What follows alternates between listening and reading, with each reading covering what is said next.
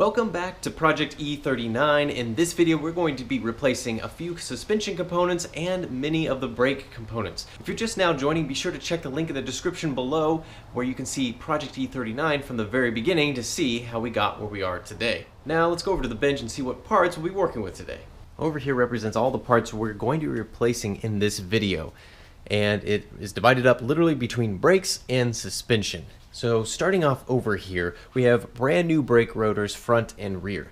I bought some Mila brand brake rotors. They're coated in zinc. They're nice OEM replacements for the BMW factory rotors that are on there.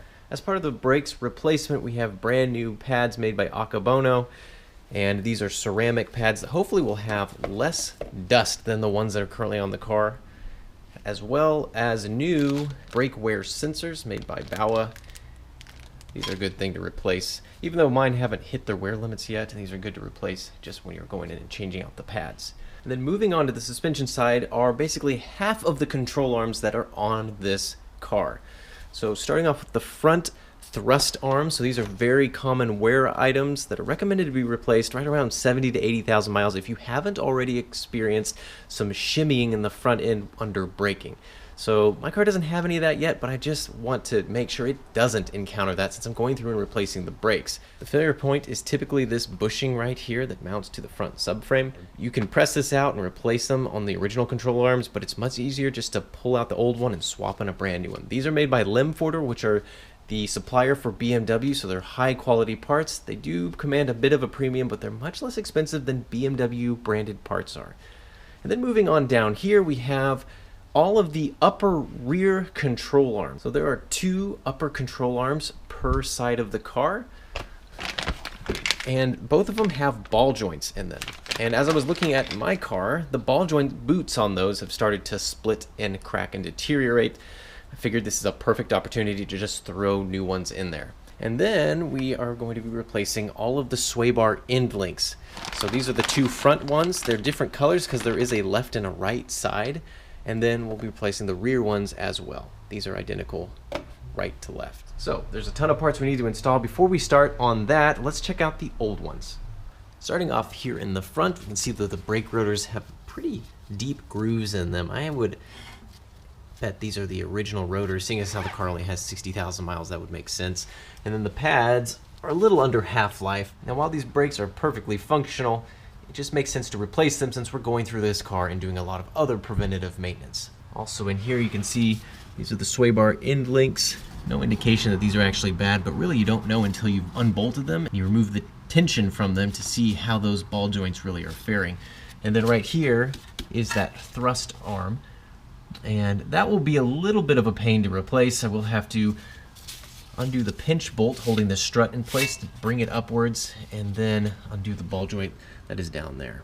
And then coming around to the back side of the car, same story with the brake rotors and pads, but here are those control arms right there. There's two upper ones, and these boots have become just old and brittle, so there's probably nothing actually wrong with the ball joints, but once your boots crack open like this, that means water and sand can get in there and it will destroy those ball joints in no time at all. So that's why we are going to do that. Look how easy that rubber just comes off. So it's basically the same story on the other side of the car. So you may notice that the calipers on this car look really clean, and they didn't start that way. I've actually already planned this out and cleaned those before I put the car on jack stands because I wanted access to the garden hose so I could rinse those off. So let's take a look at that first before we start any work.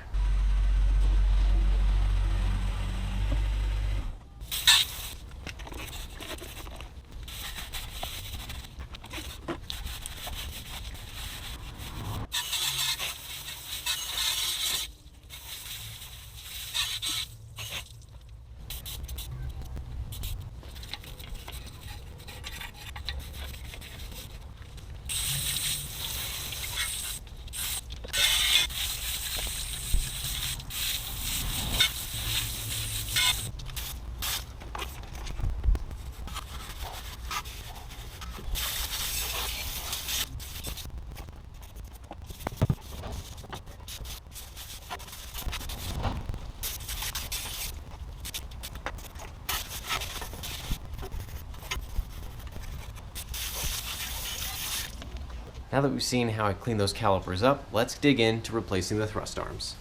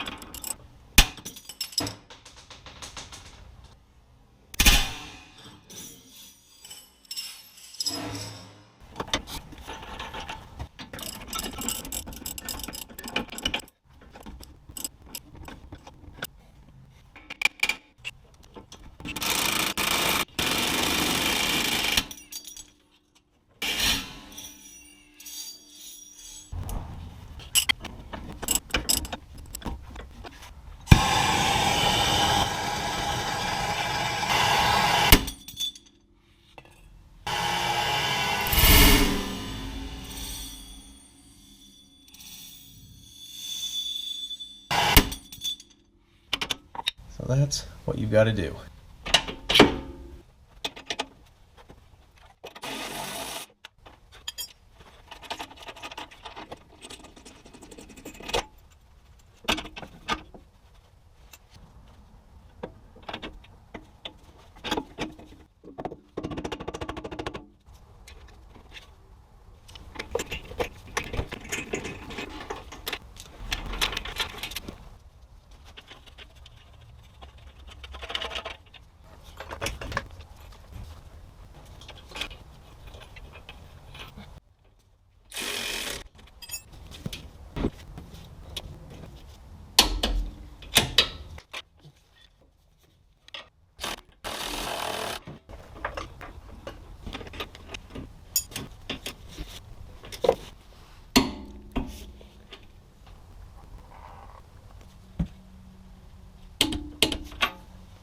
Alright, time for a fun update. The right side thrust arm has been a real bear to get out, and actually I tried the same procedure as I used on the left side, and I could not get it out of the hub carrier spindle. Just was not going to budge. I applied so much heat that everything was smoking, and I just gave up on that because I didn't want to ruin something else on the car. So I kind of started tapping the bottom of the ball joint with the hammer, and lo and behold, the insert that the ball joint goes into in the knuckle, which is steel, just got driven out with the ball joint. So the upside is I've got the thrust arm out of the car. The downside is I need to get this insert off and pressed back into the spindle, because the spindle itself is aluminum, so BMW uses these steel inserts to kind of hold the suspension components in place. Problem is, steel on steel, you get rust occurring in there, and then they're seized together. So the solution, at least I think it's going to be the solution, is to put the assembly in a press and press that steel insert off of the steel ball joint shaft. We will see. I don't think this is an uncommon issue, but these thrust arms, it's not a walk in the park. I would not take on a job like this if you don't have probably at least a week to sort out any potential issues like this. All right, let's see what I can do. Well, good news, I got this insert, bushing sleeve, whatever you want to call it, off of there. And I did it with the help of a 20-ton press at a friend's shop. And that barely did it. This was in the press, and it was so much tension going on there. We were tapping it with a hammer, hitting it with heat. and it eventually gave way, and it was the loudest bang I've heard probably in a shop environment, but it came off. So these things are no joke. They get seized on there, and it takes a lot of effort to get them off. Now I can squeeze this back into the spindle and mount up the new control arm.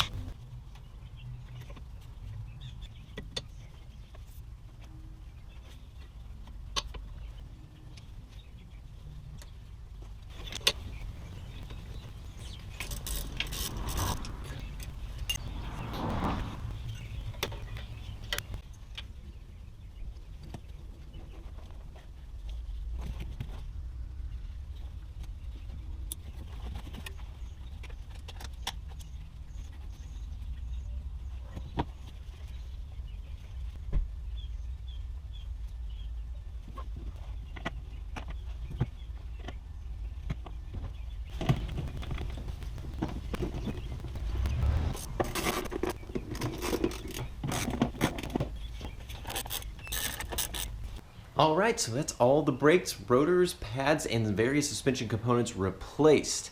Now you may have noticed that while I was putting in the new pads, I pressed the pistons into the calipers, which is normal of course, but I cracked open the brake bleed nipples to expel all the fluid that was inside of the brake caliper pistons. And I did that because when you flush the brake lines, you're not actually flushing all of the fluid inside of the calipers. So I wanted to get rid of all of that 20-year-old fluid that was still in the calipers. Because I did that, I introduced a little bit of air into the brake calipers, so I followed that up with another round of brake fluid flushing. So now the brakes are completely flushed with brand new fluid throughout. Let's go around the car and look at all the new parts. So again, up front, brand new sway bar end links, new tension rods, and rotors and pads. Looks very refreshed up here. It's going to look great behind the wheel because those rotors now have that painted surface on the hat and the vanes, so it won't look like 20-year-old brakes on here anymore. Back here, new upper control arms with new ball joint boots in place. Remember, the old ones were cracked, looked pretty bad. Now, since I touched the suspension on this car, it does mean that it's going to have to get fully aligned front and rear, but that's okay because it was going to need that anyways because the steering wheel was kind of off center. So not anything lost there. We have new brake wear sensors on front and rear now too. Everything looks really nice and clean under this car. I adjusted the e-brake shoes inside of the rotor hats there, so now the e-brake grabs nice and tight as well. I only captured video of changing one side of the car out, but of course I did do both sides. It's just really exhausting getting this kind of stuff on video. This whole thing just looks really nice under here. New sway bar end links back here as well. So changing those upper control arms out is a little bit of a pain just because there's not a whole lot of room to get wrenches in there. You certainly can't get like a torque wrench in there, so you just have to kind of tighten those bolts by feel. Of course, you do have to tighten them with the suspension in the normal ride height position, so you do have to put a jack underneath either the brake rotor or the control arm to kind of press it up into generally normal ride height so you can tighten it down. So now all that remains of the suspension related and steering related refresh on this car is getting new tires on it. And you might think I'm crazy for wanting to change out these what appear to be really good condition Goodyear Eagle Sport tires. I'm kind of shocked that I'm doing it myself, but on closer inspection of these tires, they're kind of old. They have a date code of 2014, which normally wouldn't throw me off for just a car that's being used on the road. I mean, the tread's still pretty good on it. There's no dry cracking, but when you start looking around the periphery of the tires, they start to paint a different picture. So first of all, one of the rear tires has a nail in there, which isn't a big deal. You can get that patched and it'll be fine. But you pair that with the age of the tires, plus one of the front tires has obviously been driven for a decent amount of time, either very low or flat. You can see around here on the sidewall, there's all of this wear right here, which happens when the tire's flat, and basically this is riding against the pavement and it's being compressed by the wheel rim. You see the same damage is on the inner side too. And that's just something you can't fix. The tire is just bad. It's not really a good idea to drive on that anymore. So what I've decided to do is pick up a new set of Continental DWS 06s. These are great tires for all season driving, and I got them for a great deal. So I'm going to be taking these over to my buddy's shop. Jeremy, you may have seen him in one of my Blue Label racing videos, especially when I was working on the E46 wagon series. He started up his own shop called Dare to Dream Motorsports here in Kansas City. So if you're in the Kansas City area, be sure to check them out. They're a full service shop that works on all interesting vehicles, including these BMWs. And he's going to mount and balance these tires for me, as well as perform the four-wheel alignment that this car now needs. But before any of that can even happen, I've got to get these wheels mounted back up to the car and drive it on over there.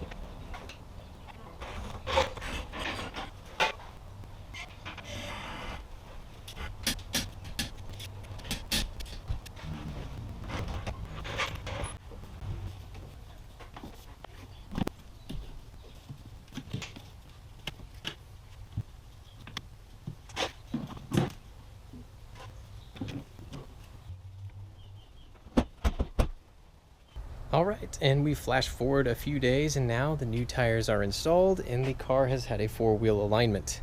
It tracks straight, drives beautifully, and these tires are so quiet and grip so well, at least for street driving, and I'm really happy with that result.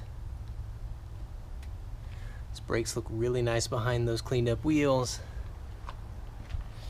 And honestly, this car is just amazingly clean now.